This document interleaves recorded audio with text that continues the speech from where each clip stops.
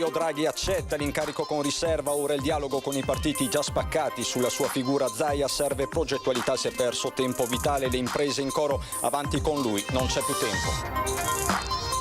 Lotta al Covid, continua la discesa del contagio, passo in avanti dei tamponi fai da te, la sperimentazione si è conclusa, i test funzionano, ora la documentazione a Roma. Terapia con plasma iperimmune, i numeri del centro trasfusionale di Treviso sono importanti, 1250 pazienti trattati in Veneto, 140 nella Marca. Ruba l'incasso della giornata di un negoziante in centro e quando la vittima cerca di fermarlo lo aggredisce, è successo ieri sera a Treviso, il bandito bloccato dalla polizia. Il caso delle scuole Don Milani scuote Casugana che crea un osservatorio della legalità, obiettivo intercettare i minimi segnali di coinvolgimento nelle amministrazioni di realtà vicine alla criminalità organizzata. È accusato di informazioni non note al mercato date alla sorella per l'acquisto di azioni. La Procura di Milano chiede una condanna a 1 anno e 8 mesi per Giuseppe De Longhi. Assembramenti e degrado, pesante provvedimento nei confronti di un bar di Viale Nino Bixio. La polizia locale si attrezza in vista del primo weekend in zona gialla. Un piano strategico del turismo per promuovere Treviso in Italia e all'estero. Il progetto dell'amministrazione, primo passaggio, la creazione di un biglietto unico per fruire del patrimonio artistico della città.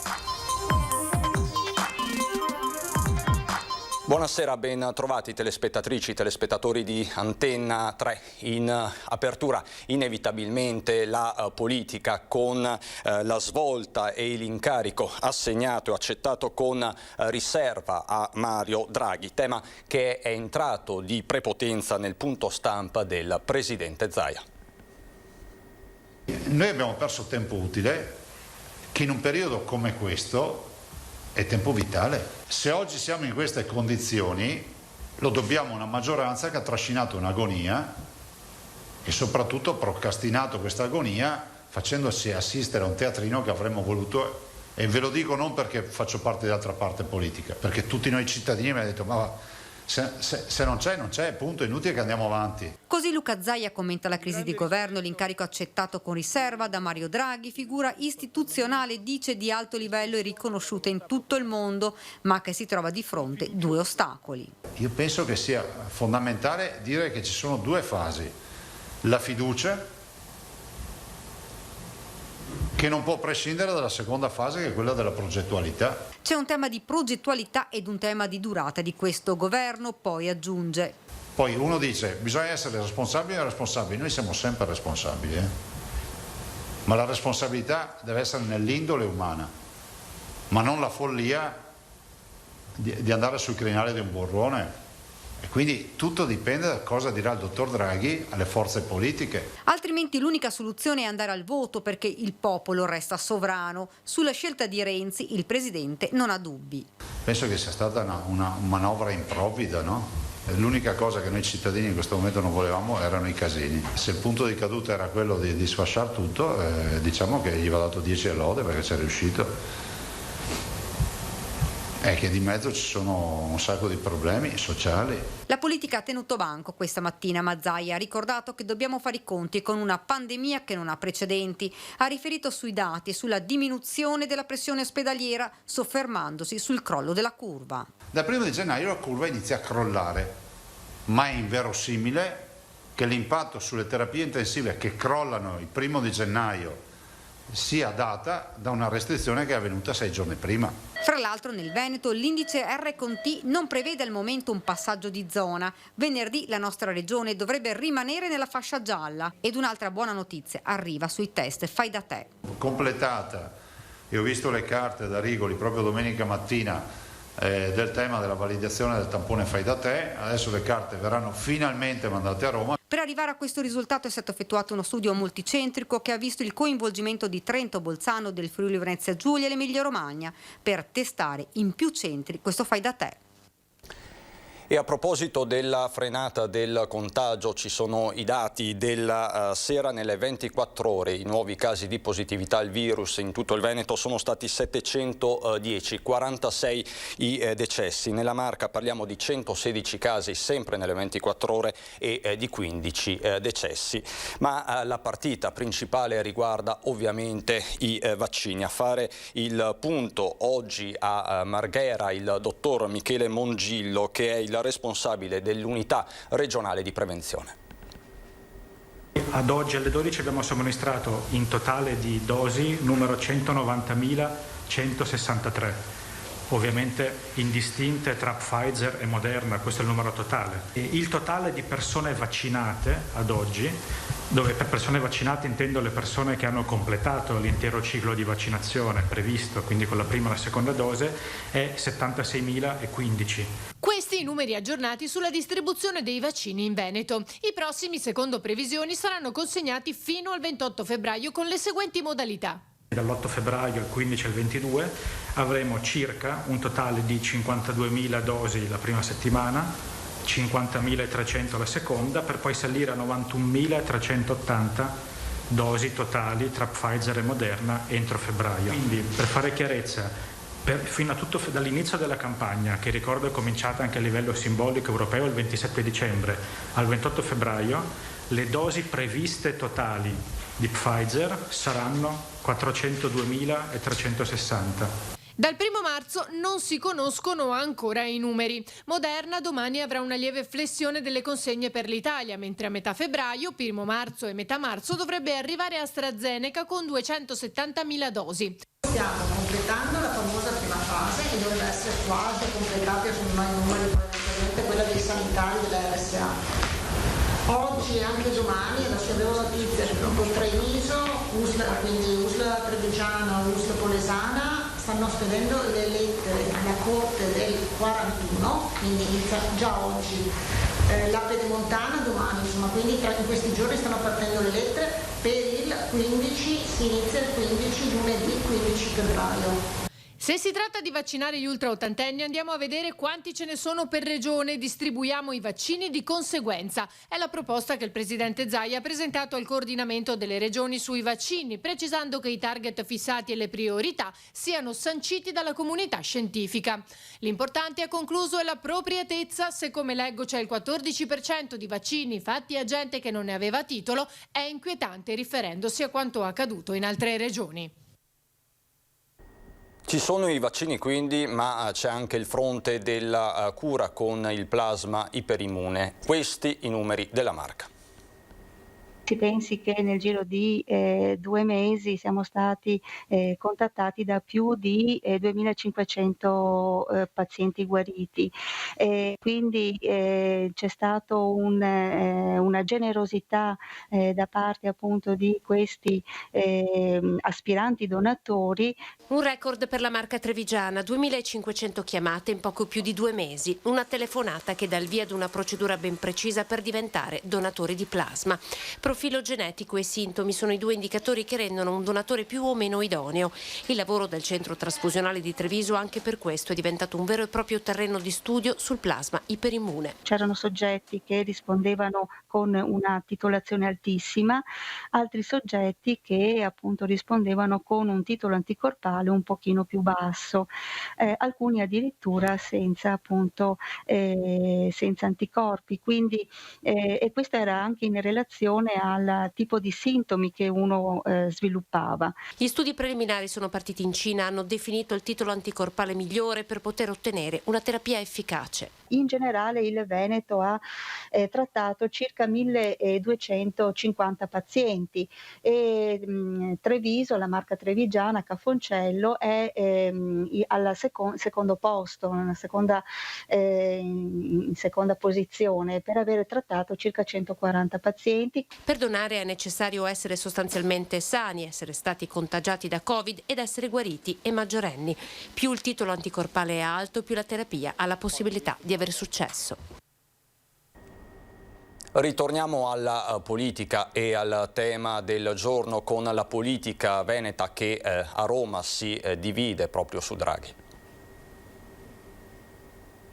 Sono fiducioso che dal confronto con i partiti e i gruppi parlamentari e dal dialogo con le forze sociali emerga unità. Invoco unità a Mario Draghi nell'accettare con riserva il mandato conferitogli dal Capo dello Stato, unità che fa rima con responsabilità stando al richiamo del Colle, ma le forze politiche sono divise e continuano la loro estenuante partita a scacchi. Per il momento l'apertura più significativa è quella dei Dem. Io spero che ora ci sia il tempo della responsabilità, come richiesta dal Presidente della Repubblica, di tutte le forze politiche, e che il Presidente Draghi possa dar vita a un governo autorevole. Nessun dubbio sulla figura di Draghi da parte della forza politica che ha aperto la crisi, Italia Viva. Mario Draghi, che è una figura non solo riconosciuta a livello internazionale, ma è una figura fortemente europeista che ci dà soltanto che certezze, garanzie di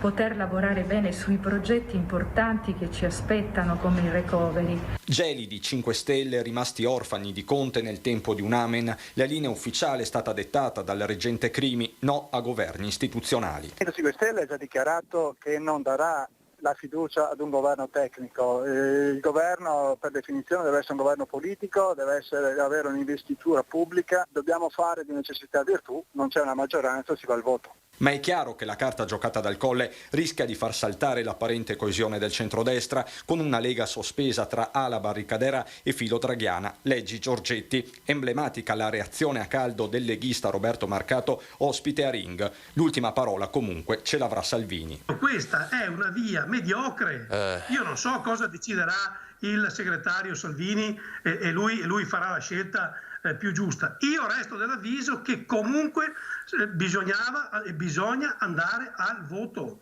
Voto che resta extrema ratio per Forza Italia, mentre è la priorità dei Fratelli d'Italia. Ancora una volta si sceglie un governo tecnico anziché mandare l'Italia al voto. Io trovo tutto assolutamente inconcepibile e quindi credo che la vera parola debba essere quella degli italiani e che si debba andare al voto immediatamente.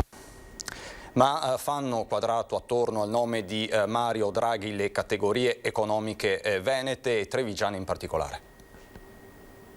Il momento è un momento drammatico, lo confermano i dati dell'Istat, meno 8,8%, un dato senza precedenti. È il momento della responsabilità, della coesione e di essere tutti compatti. La competenza che rappresenta Mario Draghi è sicuramente una garanzia per il Paese in questo grande momento, torno a dire, delicato. Puntano tutto sul cavallo Draghi le categorie economiche venete che sembrano già archiviare il Conte bis senza particolari nostalgie. Basta guardare del resto al deciso rialzo segnato dalla Borsa di Milano con Morgan Stanley che prevede un ritorno del PIL ai livelli pre-Covid nel terzo trimestre del 2022. Questione di competenza ma anche di credibilità. La credibilità per il nostro Paese è tutto, lo è per il Paese, lo è per il nostro territorio, lo è per le nostre aziende. Dopo un anno di pandemia la parola d'ordine nel nord-est è quindi crescita. La strada è giusta perché la figura di Mario Draghi indubbiamente è una figura di primo piano, un uomo che conosce bene la macchina Europa, un uomo che ha a cuore l'economia italiana, visto quanto ha fatto da governatore della BCE. Io mi auguro che la nostra politica comprenda lo stato di gravità. Allineati su Draghi anche gli artigiani, per la CNA per esempio non è il tempo di una campagna elettorale. Non possiamo permetterci di andare alle elezioni, serve un governo stabile, di alto profilo, che porti avanti le politiche legate al Next Generation e faccia subito approvare il decreto ristori. Di fallimento della politica parla espressamente la Confartigianato della Marca. Mi auguro che trovi le forze politiche disponibili, visto che loro hanno fallito dal punto di vista proprio, e credo che questo tempo di 2 anni che manca alla fine della legislatura possa essere utilizzato in maniera molto più puntuale ma anche veloce rispetto al passato. Altrettanto importanti i pareri di tutti i trevigiani. Mattarella ha già spiegato i motivi per cui non è necessaria una votazione, sarebbe pericoloso in questo momento. Quindi credo che abbia fatto la scelta giusta nel consultare Draghi. Non si capisce più niente ormai e quindi speriamo sia una soluzione perlomeno per un po' di tempo accettabile. Ecco. Sì, meglio Draghi, non c'è paragone, anche perché se andavo a votare cosa cambia? L'unica cosa che mi rassicura un poco è una persona competente.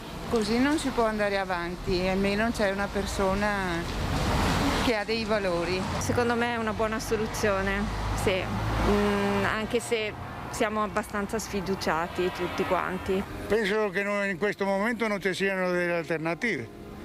Bisogna aspettare un po' di avere un po' di fiducia, con la speranza che qualcosa cambi, perché È evidente che siamo un po' alla fine, anche politicamente. Draghi io credo che sia stato un uomo molto importante a livello europeo, economico, bancario, eccetera, però credo che alla fine sia sotto sotto un fine politico, perché per ottenere i risultati che lui ha ottenuto in passato ci vuole certamente una capacità politica di intermediare e di prendere decisioni. Evidentemente Draghi dovrà trovare una soluzione, perché bisogna che l'Italia in questi 2 anni e mezzo che ci mancano dalle nuove elezioni riesca a spendere tutti i soldi che per la unica volta l'Europa ci darà. Bandito in azione in centro a Treviso ieri sera una cinquantenne, approfittando di un momento di distrazione di un commerciante, si è introdotto nel suo negozio rubando un borsello, il cui incasso della giornata, circa 200 euro. Una volta raggiunta l'uscita però il ladro si è trovato faccia a faccia con il titolare dell'esercizio. Ne è nata una colluttazione risolta solo grazie all'intervento di una volante della questura allertata da un cittadino. Alla vista della volante l'uomo ha cercato di fuggire ma è stato inseguito e raggiunto dagli agenti. La divisione anticrimine della questura di Treviso ha provveduto inoltre a notificare all'uomo un foglio di via obbligatorio dal comune di Treviso per la durata di 3 anni. Rimaniamo a Treviso, dove il caso delle scuole Don Milani scuote l'amministrazione comunale che lancia un osservatorio specifico per la legalità.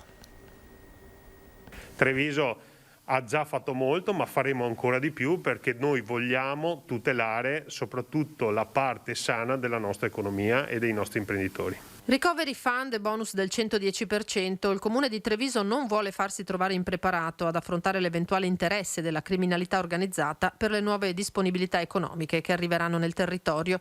La vicenda dell'appalto per la riqualificazione delle scuole elementari Don Milani, fermo per l'interdittiva antimafia, il consorzio LM Group emanata dalla prefettura, suona come un campanello d'allarme. Io credo che sia arrivato anche il momento, viste le sfide che riguardano il futuro e vista anche le grandi potenzialità economiche che potrebbero arrivare nel nostro territorio, di mettere in piedi una sorta di osservatorio della legalità composto da persone altamente specializzate con grande responsabilità, che possano formare, assistere e accompagnare sia gli amministratori sia i dipendenti del Comune di Treviso a capire e a recepire quelli che possono essere dei segnali che magari ingenuamente uno non percepisce. Treviso, dice il sindaco Conte, non si sente nel mirino più di altre città italiane, ma fin dall'inizio della sua amministrazione l'attenzione verso queste forme di illegalità è stata massima. C'è da dire che questi consorzi poi in realtà partecipano a centinaia, migliaia di gare in tutto il territorio nazionale, quindi non è che Treviso sia oggi presa di mira. C'è stata questa opportunità di una gara, hanno avuto anche la fortuna di essere aggiudicatari e quindi oggi stiamo a parlare di questo problema. In realtà abbiamo visto che hanno partecipato anche a una gara dall'ULSS, ma chissà quante altre gare hanno partecipato. Tema della legalità che è connesso a quello dell'economia e del lavoro. Una fotografia molto puntuale è stata scattata oggi dalla CGIL. Richiesta di confronto immediato a tutti i livelli per provare a mettere in campo quelle soluzioni che servono realmente ai lavoratori e ai cittadini. Dalla CGIL di Treviso massima attenzione alla situazione politica e alla formazione del nuovo governo, con una richiesta di confronto con le parti sociali per affrontare insieme i problemi del Paese. I 110 anni della CGIL trevigiana, la più grande del Veneto, coincidono con un momento di estrema difficoltà sanitaria, economica e sociale che preoccupa il sindacato. Nella sola Marca sono 3.500 i posti di lavoro persi nel 2020, prevalentemente donne e giovani, ma il reale timore è per quello che potrà accadere da aprile, quando verrà meno il blocco dei licenziamenti. Pensiamo che il sindacato comunque continua a essere un punto di riferimento anche per il prossimo governo e vogliamo continuare a confrontarci per provare a percorrere quelle strade, a provare a percorrere quei risultati che servono ai cittadini, indipendentemente dalle scelte di qualche politico che pensa allo strapuntino di domani piuttosto che al seggio parlamentare di oggi. E nella situazione di difficoltà economica di diverse imprese cresce il rischio di infiltrazioni della criminalità organizzata. Preoccupano in questo senso le interdittive antimafia emesse dalla Prefettura di Treviso. Noi pensiamo vada alzata ai massimi livelli l'attenzione, soprattutto per alcuni settori dove ci sono appalti, dove ci sono scambi importanti fra l'amministrazione pubblica e l'economia e le aziende del territorio, perché va difesa in primo luogo la sicurezza, va difesa la legalità. La Procura di Milano ha chiesto una condanna a 1 anno e 8 mesi per Giuseppe De Longhi, patron dell'omonimo gruppo, imputato per insider trading in relazione alla cessione del 74,97% di Dalclima, società dello stesso gruppo Mitsubishi Electric Corporation, avvenuta nell'agosto del 2015. La richiesta del PM è arrivata oggi nel processo con rito abbreviato, mentre la difesa ha chiesto l'assoluzione. Al centro degli accertamenti la cessione della partecipazione di Dalclima a Mitsubishi nel periodo in cui la società era quotata nel mercato telematico azionario di Borsa Italiana. A Giuseppe De Longhi, in qualità di presidente del CDA della quotata e di socio di controllo del gruppo, è stato contestato di aver dato informazioni riservate e non note al mercato alla sorella Alberta, che avrebbe acquistato a più riprese per sé e per i figli azioni di Dalclima per un controvalore di 430.000 euro, per poi rivenderle, realizzando un profitto di più di 360.000 euro. La sentenza è prevista per il prossimo 18 di febbraio. Per il primo fine settimana in fascia gialla, Treviso si sta attrezzando. La polizia locale chiede la collaborazione dei cittadini per evitare assembramenti. Il prossimo fine settimana, sabato e domenica, sarà il primo weekend in zona gialla, per cui abbiamo deciso di potenziare notevolmente i servizi con 4 pattuglie dedicate al controllo del centro. Zona gialla messa alla prova sabato e domenica dal consistente afflusso di persone che potrebbero raggiungere Treviso dai comuni della provincia.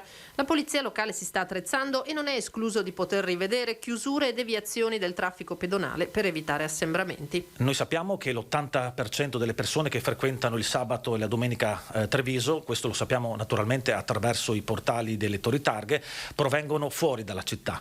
Quindi ci aspettiamo naturalmente che per il primo settimana di zona gialla, quindi con la possibilità di uscire dai comuni, tra l'altro ci saranno ancora i saldi in corso, la presenza in centro a Treviso possa essere massiccia. Naturalmente siamo pronti anche a chiudere se dovesse proprio servire il centro, quindi faremo delle deviazioni attraverso gli agenti e i volontari della protezione civile, come avevamo sperimentato prima di Natale, però confidiamo anche nel buon senso e nella responsabilità delle persone. Sui social il sindaco Mario Conte ha specificato che l'intento non è quello di staccare verbali, ma la linea sarà comunque rigorosa. Faremo sicuramente opera di prevenzione, faremo opera di informazione, però naturalmente nel momento in cui ci dovessero essere delle situazioni tali di palese violazione, ovviamente non potremo far altro che sanzionare. Massima attenzione ai locali che rischiano provvedimenti drastici come il divieto per 30 giorni di vendita di alcolici disposto con un'ordinanza di oggi nei confronti di un bar di Viale Nino Bixio. Purtroppo negli ultimi tempi si era registrata la presenza di numerose persone che non solo bevevano ma gettavano a terra rifiuti, tra cui una persona anche trovata in stato di ubriachezza. A proposito di assembramenti, andiamo a Castelfranco Veneto per vedere come procede il piano di rientro delle scuole superiori. Con la ripresa delle attività scolastiche in presenza è partito anche il piano di potenziamento straordinario del trasporto pubblico della MOM in tutta la Marca, piano che anche a Castelfranco Veneto è perfettamente riuscito. Con la ripartenza delle scuole al 50%, la capienza del 50% degli autobus si è rivelata sufficiente. Gli steward, il potenziamento con i privati sta dando quel risultato che era atteso, cioè di poter portare gli studenti a scuola in sicurezza. Da questo piazzale di via Podgora, oltre agli autobus della mobilità di Marca, partono i pullman Gran Turismo delle agenzie private chiamati di rinforzo, in grado di coprire una quindicina di linee per le destinazioni principali. Questi servizi servizi completamente aggiuntivi e articolati nelle fasce di maggior afflusso permettono di ridurre l'affollamento sulle linee, di limitare gli assembramenti e di portare gli studenti a scuola in maggiore sicurezza. Ad attendere gli studenti castellani nei principali nodi di scambio, steward e personale della MOM per fornire loro tutte le informazioni utili e per far rispettare la capienza in ogni mezzo fissata al 50% nel rispetto delle norme anticontagio. Se non ci sarà un incremento dell'epidemia, dal 22 febbraio al 5 marzo gli istituti scolastici potranno raggiungere il 75% della didattica in presenza. Io credo che questi siano i presupposti per testare poi cosa succederà al 75%, ma sembra abbastanza chiaro e che il sistema tenga, che dovremmo arrivare anche al 75% in sicurezza. Ancora cronaca, subito dopo la pubblicità.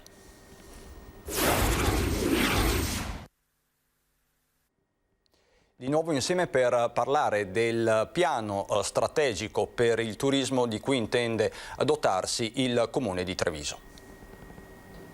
Presentato a Cassugana il primo step del piano strategico per la valorizzazione dei siti di interesse turistico della città.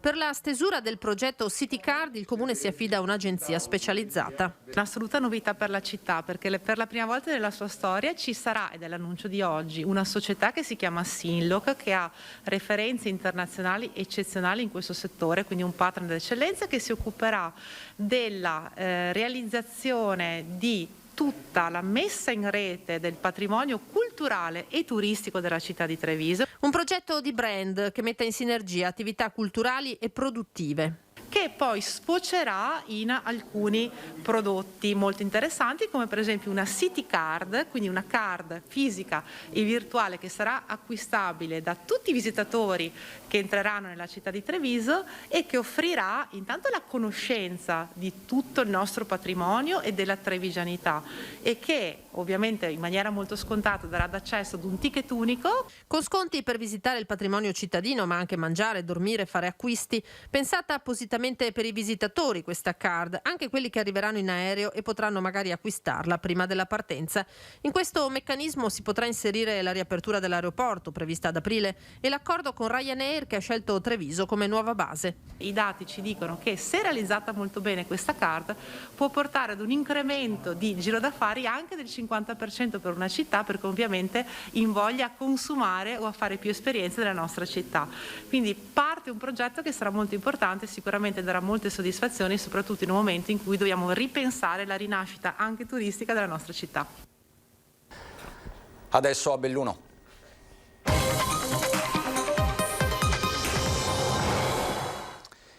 Il virus è rientrato all'ospedale di Feltre, al reparto di geriatria. Nei giorni scorsi un paziente della geriatria Covid-free del Santa Maria del Prato è risultato positivo a un tampone eseguito in vista del trasferimento interno. È scattato quindi il consueto protocollo Covid. Dei 27 pazienti del reparto, 6 sono risultati positivi e trasferiti in area Covid. L'intero personale invece è risultato negativo. Sospesi per il momento i ricoveri. Nelle ultime 24 ore è deceduto un paziente Covid positivo di 77 anni, era ricoverato a Feltre.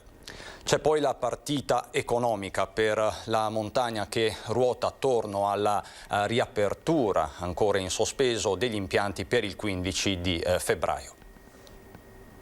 Noi chiediamo la ripartenza dal 15 di febbraio.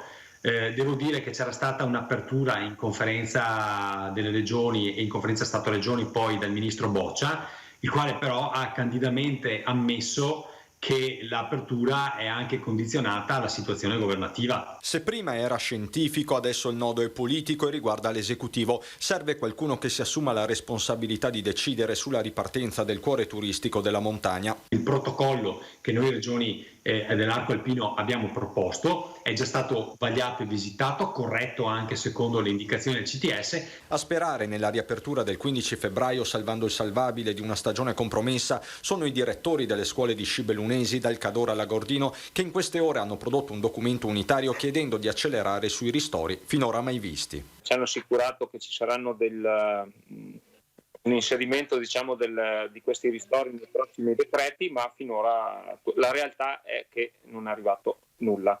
Il problema, si legge nella lettera, è diventato sociale. In questo momento noi possiamo lavorare e sicuramente dobbiamo far sì di lavorare, perché altrimenti ne va anche della tenuta sociale delle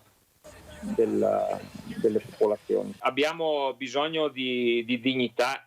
Intanto, con il ritorno al giallo, escursionisti e sci alpinisti si stanno muovendo con maggiore libertà, così sul Neve Galla. Molto bene, peccato la nebbia, la neve è abbastanza buona, un po' molla qua, un po' in fondo gli ultimi 200 metri, su è più bella però si vedeva poco.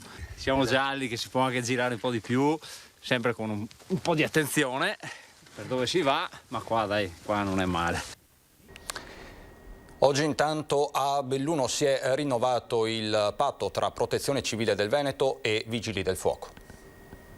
Diciamo che Belluno è una provincia sicuramente fragile, delicata, lo abbiamo visto con Vaia, lo abbiamo visto con vari eventi. Siamo peraltro nella Val Belluna, nella zona più sismica del Veneto, quindi c'è anche rischio sismico, spesso ce ne dimentichiamo, però a volte è bene ricordarci che esiste anche questo. Mette in fila le fragilità della montagna bellunese l'assessore regionale alla Protezione Civile Giampaolo Bottaccin nella giornata in cui ai Vigili del Fuoco proprio la Regione del Veneto ha consegnato nella nuova caserma di via Col d'Aren una serie di attrezzature per l'operatività di tutti i giorni. Sono attrezzature dedicate allo spegnimento degli incendi sostanzialmente. Abbiamo anche una dotazione di dispositivi di protezione individuale, in particolare degli autorespiratori e alcune altre attrezzature che vengono utilizzate in caso di incidente stradale per il taglio delle lamiere. Materiale utile acquistato da Venezia nell'ambito di un'apposita convenzione tra Protezione Civile della Regione e pompieri. Questa convenzione prevede, tra le altre cose, anche dei finanziamenti che la Regione eroga annualmente ai Vigili del Fuoco. Sono 350.000 euro all'anno che vengono destinati ai Vigili del Fuoco permanenti, più 190.000 euro che vengono destinati ai Vigili del Fuoco volontari. Una sinergia, quella tra Tute Gialle e Vigili del Fuoco, che si è toccata con mano nell'ultima emergenza neve. Come abbiamo visto negli ultimi periodi proprio qui in provincia di Belluno, le attività di ripristino, quindi spalare neve, ovvero soccorrere le persone, liberare strade, sono tutte attività di soccorso che abbiamo integrato con gli enti preposti. Da Belluno e Treviso è davvero tutto anche per questa sera, non ci sono aggiornamenti particolari. Grazie davvero per l'attenzione e buon proseguimento.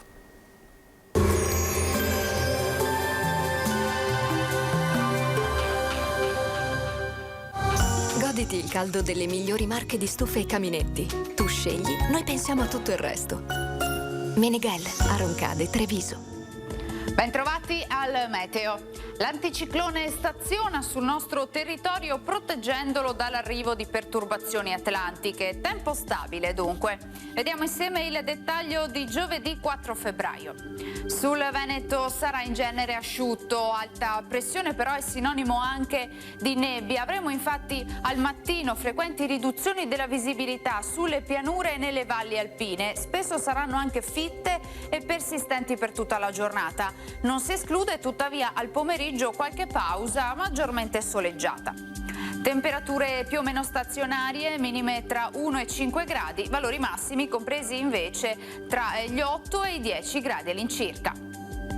Stessa situazione se ci spostiamo poi sul Friuli Venezia Giulia, nubi basse e foschie, la giornata risulterà in prevalenza grigia con il passare delle ore più sole. Temperature minime fino ai 9 gradi, massime invece fino ai 9-11 all'incirca.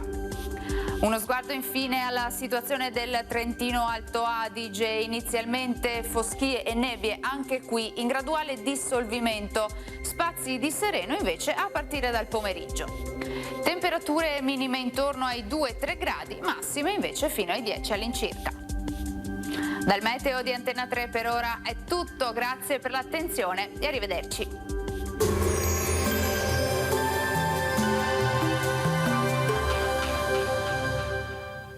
Goditi il caldo delle migliori marche di stufe e caminetti. Tu scegli, noi pensiamo a tutto il resto. Meneghel, a Roncade, Treviso.